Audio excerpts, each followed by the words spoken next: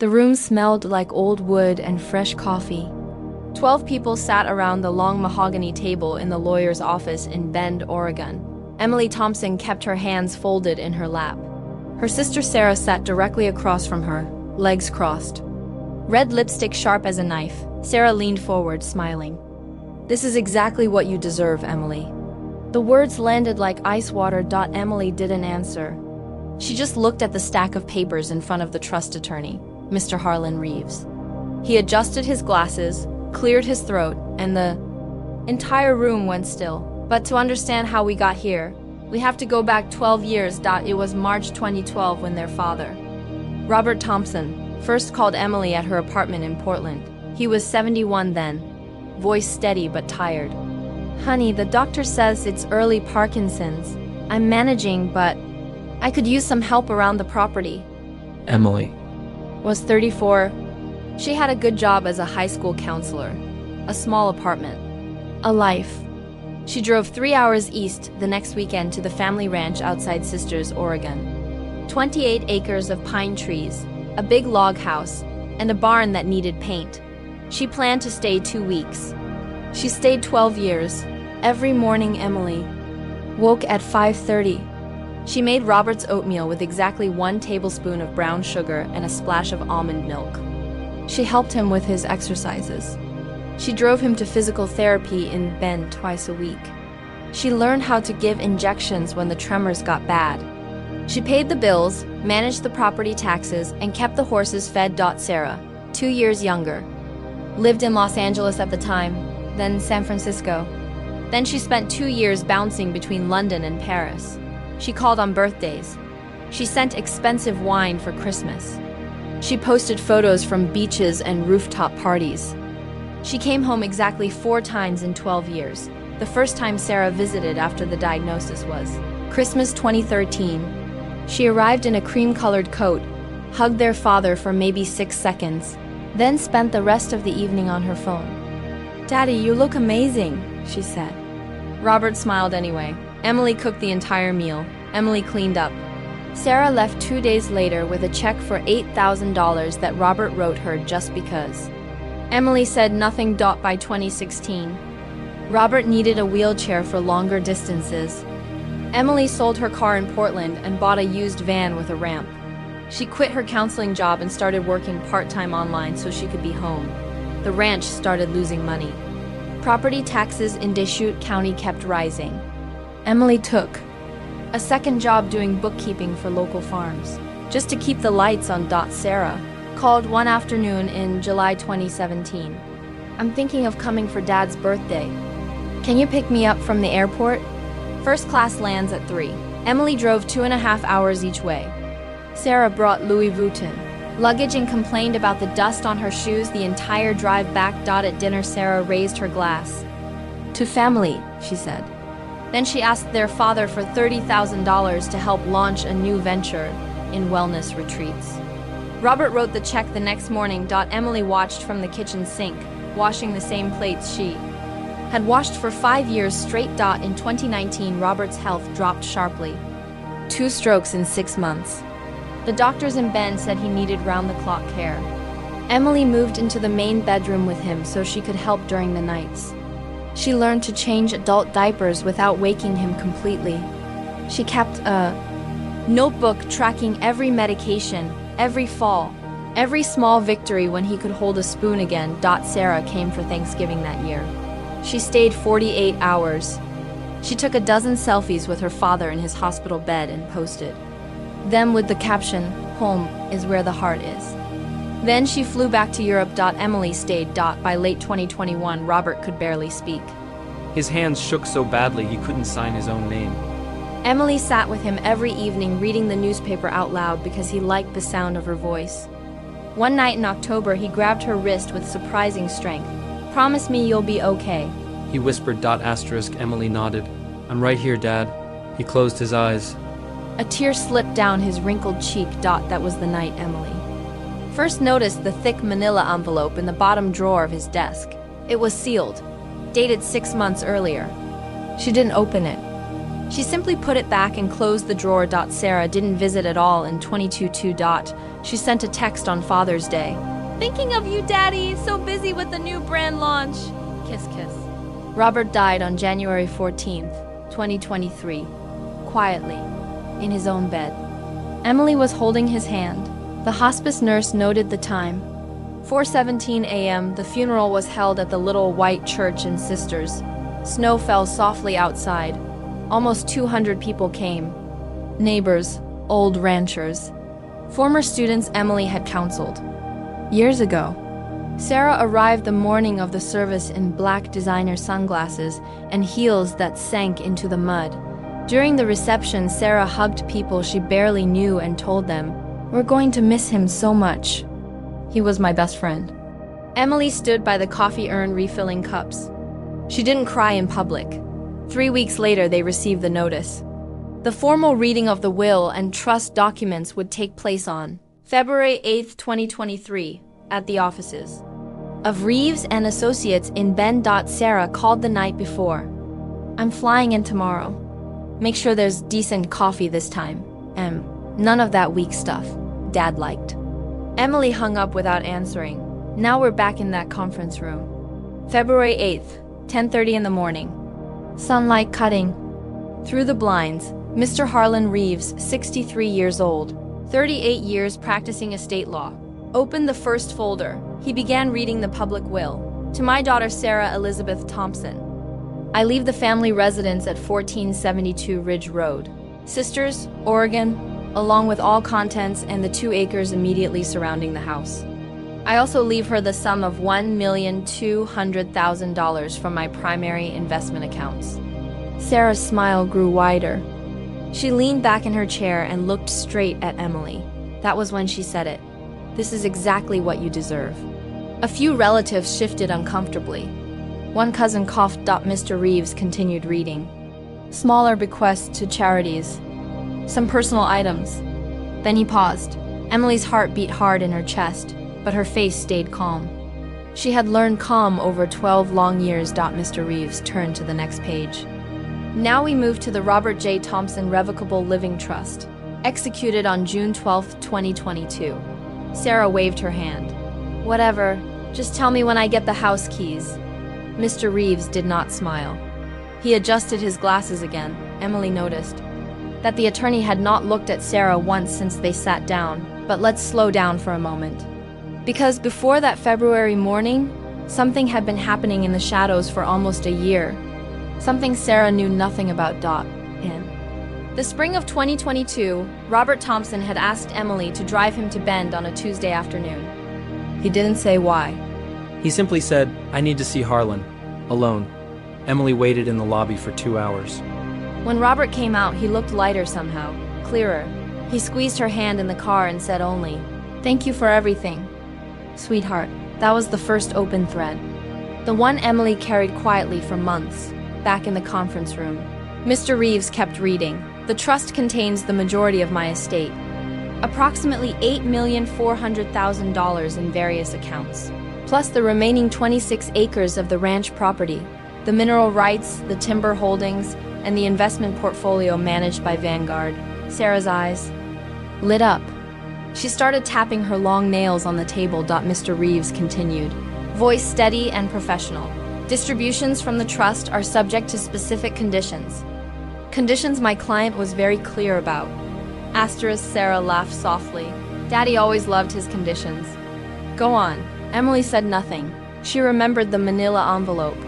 She remembered the private conversations her father had with the attorney over the last 10 months of his life. Conversations Sarah had never been invited to. Mr. Reeves turned another page, and here the room began to shift, because what came next was not what anyone, especially Sarah, was expecting. Mr. Reeves cleared his throat once more. The sound cut through the quiet like a warning. "Section 4 of the trust," he read. "All distributions to my daughter Sarah Elizabeth Thompson are conditioned upon her fulfillment of specific family responsibilities documented in the attached codicil dated October 3, 2022. Sarah stopped tapping her nails. She frowned slightly. "What responsibilities? Daddy never mentioned anything like that." Mr. Reeves did not look up. He turned the page slowly. Condition 1. Sarah must have provided documented care or financial support to me personally for a minimum of 400 hours between January 2018 and January 2023. Records will be verified through my personal logs and medical provider affidavits. Sarah let out a short laugh. 400 hours. I visited. I called. That's family support. Mr. Reeves continued as if she hadn't spoken. Affidavits on file show Sarah Thompson provided exactly 27 hours of documented presence. The rest of her time was spent outside the state of Oregon. Condition 1 is not met. The cousin on Emily's left shifted in his seat. Someone whispered. Sarah's smile faltered. This is ridiculous. I was building my career. Dad understood. That. Mr. Reeves kept reading. His voice stayed flat. Professional. Like he had done this 100 times before. Condition 2. Sarah must not have requested or received any advance distributions exceeding $50,000 total during the same period. Bank records and signed checks will be reviewed. He paused. Lifted a thick folder. Records show 7 separate transfers initiated at Sarah's request, totaling $487,000, including the $30,000 check written on July 22, 2017, the London apartment deposit in 2019, the wellness retreat investment in 2020. Sarah's face changed. The confident glow drained away. She leaned forward. Those were gifts. Dad gave them freely. You can't hold that against me now. Mr. Reeves finally looked at her. His eyes were calm behind the glasses. Section 5. The trust includes a personal letter from Robert Thompson, handwritten and witnessed on November 12, 2022. I will read it in full. He picked up a single sheet of paper. The handwriting was shaky but clear. Everyone in the room could see the date at the top. Sarah crossed her arms tight across her chest. Mr. Reeves began reading the letter. My dearest Emily and Sarah, if you are hearing this, I have left you. I love you both, but love does not mean blindness. For 12 years, Emily has carried this family on her back. She gave up her career, her home, her health. She emptied her savings account 3 times to keep the ranch running. She learned to operate the tractor at age 40 because the hired help quit. She held my hand through nights when the pain made me scream. Emily stared at the table. She remembered those nights. The way her father's fingers would dig into her palm when the medication wore off. The attorney kept going. Sarah, my beautiful wild child, you have always chased the horizon. I supported that. But support has limits. You took without giving back. You missed birthdays. You missed the 2 strokes. You missed the night I fell in the barn and Emily found me at 2 a.m. covered in hay and blood. You were in Santorini posting pictures with a new boyfriend whose name I never learned. Sarah's cheeks flushed red. She started to speak, but Mr. Reeves raised one hand. I have therefore structured the trust as follows. The family residence and the $1,200,000 from the public will stand as written. Sarah will receive that. But the remaining $8,400,000, the ranch land, the timber rights, and all investment accounts are held in a separate, irrevocable subtrust. Sarah's mouth opened. No sound came out at first. Mr. Reeves read on. Emily Marie Thompson shall serve as primary beneficiary and trustee of the subtrust. She receives full control upon my death, provided she continues to manage the property responsibly, which she has already proven she can do. The room erupted in quiet gasps. A chair scraped. Sarah shot up halfway from her seat. What? That's not possible. Dad would never cut me out like this. Mr. Reeves did not stop. Sarah may petition for limited distributions only after she completes 3 consecutive years of verified family service. This includes living on or near the property for at least 6 months per year and providing hands-on care to any remaining family obligations. Failure to meet these terms results in her share reverting permanently to Emily and selected charities. Emily sat very still. Her hands were still folded, but inside, something tight that had lived in her chest for 12 years began to loosen. Sarah's voice rose, sharp, angry. You're lying. This is some trick. Emily put you up to this, didn't she? She's always been jealous. Always playing. The martyr. Mr. Reeves placed the letter down carefully. Mrs. Thompson, I met with your father 17 times over the final 8 months. Each meeting was private. Each one was recorded with his permission. Emily was never present for the trust discussions. She only drove him here and waited in the lobby, just as she waited for everything else. He slid a small USB drive across the table towards Sarah. Audio recordings are available if you wish to verify. Sarah stared at the drive like it was poison. She didn't touch it. Emily remembered the Tuesday afternoons. The way her father would come out of these meetings looking peaceful. He never explained. He just squeezed her hand and said, "Thank you." That was the second open loop she had carried. The private meetings. The things her father chose not to share with Sarah. Mr. Reeves continued with the financial details. The sub-trust currently holds Vanguard accounts worth $4.2 million. Timber contracts with Pacific Wood Holdings valued at $1.8 million. Mineral rights leased to an energy company in Prineville generating $87,000 annually. The remaining 26 acres include water rights and development. Potential approved by Deschutes County in 2021. He looked directly at Emily now. Ms. Thompson, you also inherit the original manila envelope your father left in his desk. It contains updated medical directives, property deeds, and a separate letter addressed only to you. Sarah laughed. It sounded broken. This is insane. I'll fight this. I'll get my own lawyer. Dad wasn't in his right mind those last months.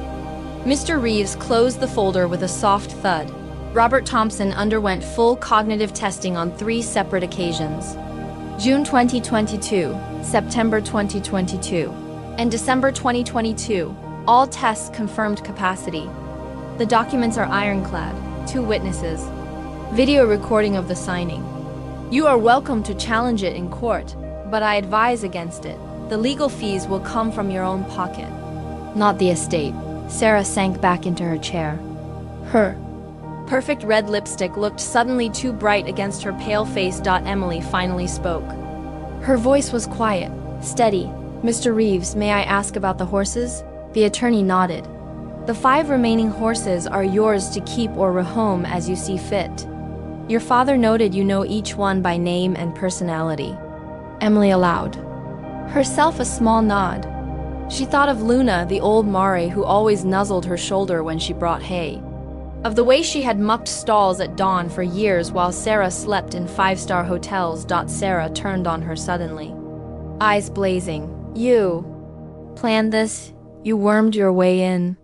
12 years of pretending to be the good daughter. And now you think you get everything?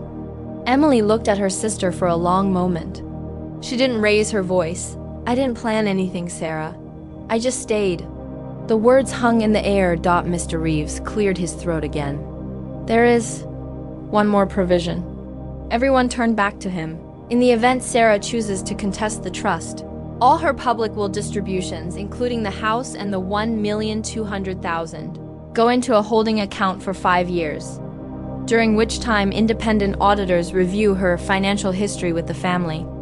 Any further discrepancies result in complete forfeiture.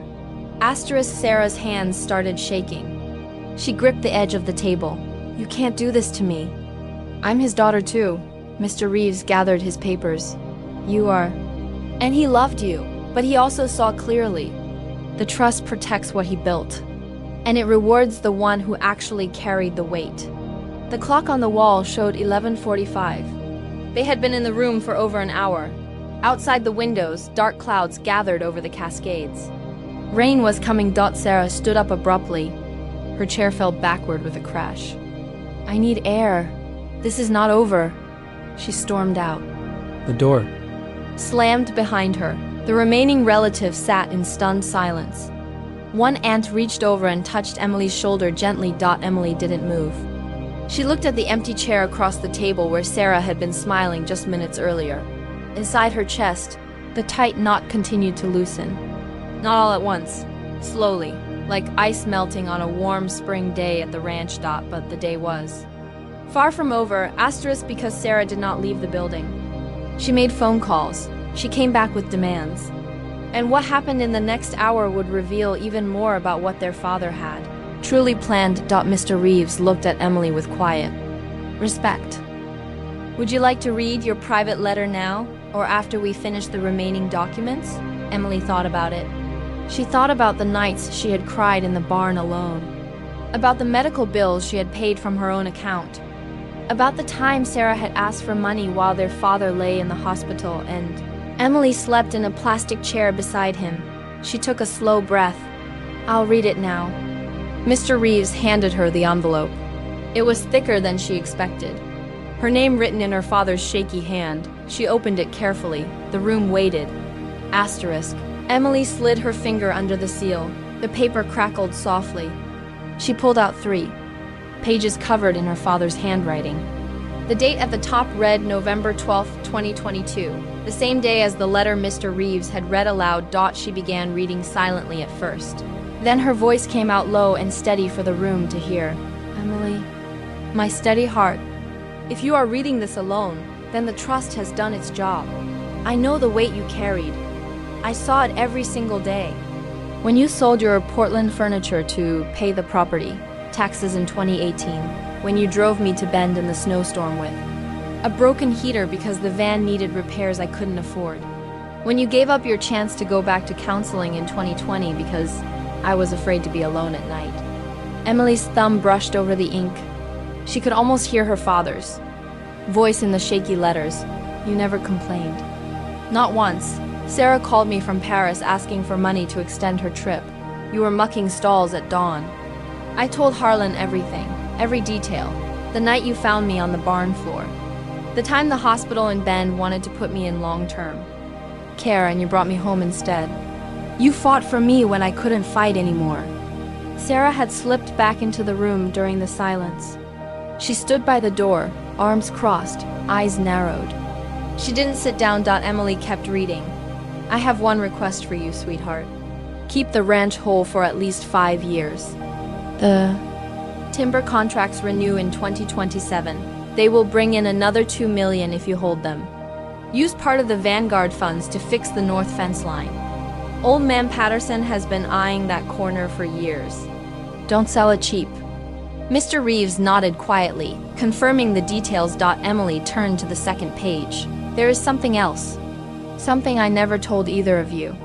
In 2015, I took out a second mortgage on the ranch to help Sarah with her failed clothing line. In Los Angeles, $240,000. She promised to pay it back. She never did. The payments came from the ranch account. From your work, Emily. I hid it because I still hoped she would grow up. Sarah's head snapped up. That's a lie. I paid that back. Mr. Reeves opened another folder without a word. He slid bank statements across the table. Dates clear. Transfers from Robert's account. No incoming from Sarah. Sarah stepped closer. Her heels clicked sharply on the hardwood. Daddy was old. He got confused. I sent money through Venmo. Check your records. Mr. Reeves spoke calmly. No Venmo records. No Zella. No checks.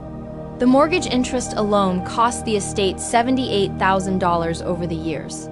That amount has been deducted from your potential share in the sub-trust calculations. The cousin on Emily's. Left whispered, Jesus. Emily continued reading her father's letter. I changed the trust because I finally saw the pattern. Sarah takes. Emily gives. I loved you both.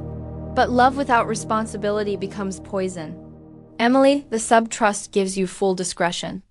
If Sarah completes the 3 years of service, she can receive up to 20%. Not before. Not a penny sooner. Sarah slammed her hand on the table. The sound echoed. This is manipulation. Emily turned you against me. She controlled everything those last years. She probably wrote this letter herself. Emily looked up. She met her sister's eyes directly. I never saw this letter until now, Sarah. I drove Dad to appointments. I changed his sheets. I never asked for a single thing. Mr. Reeves cleared his throat for the 3rd time that morning. We have video of the signing. Robert was lucid. He insisted on the conditions. He even joked that Emily would probably try to give Sarah more than she deserved. A small, tired smile touched Emily's lips. She remembered her father's dry humor even. When his body failed him, she turned to the final page of the private letter. One more thing. Emily, in the bottom drawer of my desk at the ranch, there is a small wooden box. Inside are the original deeds to the mineral rights and a savings account I kept secret. $140,000. It was meant for you alone. For the days you thought no one noticed your sacrifice. Use it for yourself, not the ranch, not Sarah. You. Emily's fingers tightened on the paper. She thought of all the times she had eaten plain rice and beans for dinner to stretch the grocery budget. The winter she wore the same boots with holes because Sarah had taken the last family funds for a business trip to Miami. Sarah paced now. Back and forth behind the chairs. I want my own copy of everything. I'm calling my lawyer right now. This won't stand in court. Double quotes. Mr. Reeves checked his watch. You have 30 days to file a contest, but I must warn you. The trust includes a no-contest clause with strong penalties. Your $1,200,000 from the public could be frozen during litigation. Sarah stopped pacing. Her face went through several colors, red to white. You're enjoying this, aren't you? She snapped at the attorney. I'm doing my job, Miss Thompson. Your father paid me well to protect his wishes. Emily folded the letter carefully and placed it back in the envelope. She looked at Mr. Reeves. What happens with the house, the one Sarah inherits? The attorney consulted his notes. The family residence at 1472 Ridge Road transfers to Sarah immediately. However, the trust holds a right of first refusal on the surrounding 2 acres if she ever decides to sell. And the barn and equipment on that land remain with the main ranch under your control, Emily. Sarah laughed bitterly. So I get the house but can't even use the barn. Perfect. Just perfect. One of the aunts spoke up softly. Sarah, maybe this is a chance to make things right. Come home. Help with the wrench like your father asked. Sarah whirled on her. Help? I have a life. I have investors waiting in California. I can't just drop everything because Dad decided to play favorites from the grave. Emily stood up slowly. She walked to the window and looked out at the gathering storm over the mountains. Rain began tapping against the glass. She thought about the horses waiting back at the ranch, about the fence line that needed repair before spring calving, about the quiet evenings she would now have without worrying about the next medical bill. But Sarah wasn't done. She pulled out her phone and started recording a voice memo. Note to self. Contact Henderson Law Group immediately. Challenge competency. Gather witnesses who saw Dad's decline. Mr. Reeves raised an eyebrow. Those witnesses will be cross-examined, Miss Thompson. Neighbors, hospice nurses, the physical therapists who saw Emily every week. The record is extensive. Sarah lowered the phone. Her hands trembled with rage. Emily turned from the window. Her voice stayed even. Sarah, you can have the house. I won't fight you on that. But the rest, Dad made his choice. Sarah stepped closer. Her perfume was too strong in the small room. You think you're better than me? 12 years playing nurse and now you're rich. I hope it makes you happy knowing you stole my inheritance. Emily Looked at her sister, really looked. The designer clothes, the perfect hair, the anger that had always lived just under the surface. I didn't steal anything. You spent it, year after year, while I stayed. The third open loop hung in the air, now heavy and unspoken. What Sarah didn't know yet was that their father had documented every single request, every missed visit, every late-night call where Sarah asked for money while Emily sat beside the hospital bed. Mr. Reeves began gathering the final documents. There is one more item before we conclude this portion. A codicil regarding Sarah's potential future children. Sarah froze. What? The attorney read from the last page. If Sarah has biological or adopted children within the next 10 years and demonstrates stable parenting for 3 years, an additional education trust of $250,000 per child may be established, separate from the main conditions. This was your father's final attempt at hope. Sarah's mouth opened and closed. For the first time that morning, real tears welled in her eyes, not for their father, not for the family. For the future she suddenly saw slipping away. Emily sat back down. She felt the weight of the envelope. In her hands, the wrench, the money, the responsibility. All hers now, but the storm outside was building. And Sarah still had one more card to play before this reading ended. She wiped her eyes roughly and looked straight at Emily. Fine, you want the ranch so badly? Let's see how you manage when I tell everyone what really happened those 12 years. I have stories too. Mr. Reeves closed his final folder with a decisive click. Before you do that, Miss Thompson, you should know the trust includes a defamation clause. Any public statements proven false will result in financial penalties drawn directly from your public will distributions. The room fell into a heavy silence broken only by the rain now pounding against the windows.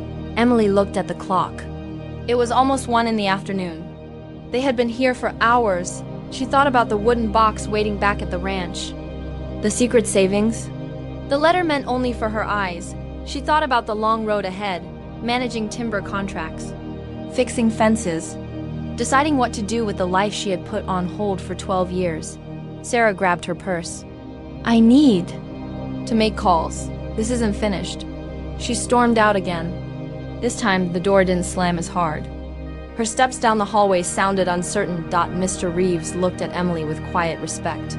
You handled that with more grace than most would, Miss Thompson. Your father would be proud. Emily nodded slowly. She touched the envelope one more time. But as the rain fell harder outside, she knew the real test wasn't over. Sarah would fight. The family would talk. And the next few months would show exactly who their father had raised. The attorney began explaining the transfer paperwork, account numbers, tax implications. Next steps for the ranch. Emily listened carefully. Every detail mattered now. She was no longer just the daughter who stayed. She was the one left standing. Mr. Reeves slid the transfer documents across the polished table. Emily signed where he pointed. Her hand was steady. Outside, the rain hammered the windows harder. Wind bent the pine trees along the street. Sarah returned 20 minutes later. Her eyes were red, but her jaw was set. She had made her calls. I spoke to my attorney in California, she announced. He says we can freeze everything until a competency review. Mr. Reeves didn't blink. Miss Thompson, your father's video recording from December 2022 shows him explaining every condition clearly. He even looked into the camera and said your name. Would you like me to play it? Sarah hesitated. Then, she nodded once. The attorney opened his laptop. The screen lit up. Robert Thompson appeared, thinner, trembling hands. But his eyes were sharp. Sarah, if you're fighting this, you're only hurting yourself. I gave you chances, many of them. Emily never asked for a dime. She just showed up, every single day. The video ended. Sarah stared at the frozen image of her father. For a moment, her shoulders dropped. Then she straightened. I want the wooden box, the one mentioned in the letter. It's part of the estate. Emily stood up. No, that box was left to me personally. Dad said so in writing. Sarah stepped closer. Her voice dropped low. Calculated. Fine, keep your secret savings. But I'm selling the house immediately. I'll list it next week. Someone will pay cash for that view. I don't need the barn anyway. Emily looked at her sister. She thought of the old pine floors. Her father had sanded himself in 1987. The kitchen where she had cooked thousands of meals. You can sell it, Emily said quietly. But the trust holds the water rights for the entire property. The well. That supplies the house is tied to the main ranch. Any buyer will need my signature on the easement. Mr. Reeves confirmed with a small nod. Sarah's mouth tightened. She hadn't known that detail. The attorney continued. Additionally, the public will transfer of the house includes a clause. If sold within 3 years, 25% of the proceeds must be offered back to the subtrust at fair market value for potential repurchase. Sarah laughed. Short and sharp. You two really thought of everything. She grabbed her designer bag. I'm done here. You can keep your precious ranch, Emily. Rot there like you always wanted. She turned to leave. Then she stopped. One final calculated move. Sarah walked back to the table and leaned down close to Emily's ear. By the way, I know about the $8,000 you took from Dad's account in 2019 for your little Portland trip. I have the statements. I'll use them if I have to. Emily didn't flinch. She reached into her own folder that Mr. Reeves had prepared earlier. She pulled out a single sheet. That $8,000 was for Dad's emergency ambulance ride and MRI when you were in London. I wrote it clearly in the ledger. The bank records show it went straight to St. Charles Medical Center. Dated March 17th, 2019, the same week you posted from the Maldives. Sarah went pale. Mr. Reeves spoke. Those records were reviewed and notarized months ago. Any attempt to misrepresent them triggers the defamation clause. $100,000 penalty per proven false statement, deducted from your distributions. Sarah stepped back. Her heels wobbled for the first time. She looked around the room. The relatives avoided her eyes, for the first time in 12 years. Sarah Thompson had no clever reply. She walked out without slamming the door. The sound of her footsteps faded down the hallway. The rain continued outside. Mr. Reeves closed his briefcase. Miss Thompson, the transfers will begin processing next week. The Vanguard accounts move into your control immediately upon filing. The timber contract renewal paperwork is ready whenever you are. Emily nodded. She gathered the envelope with her father's private letter. The wooden box would wait until she got home. 3 days later, Emily drove back to the ranch alone. The gravel road was muddy from the storm.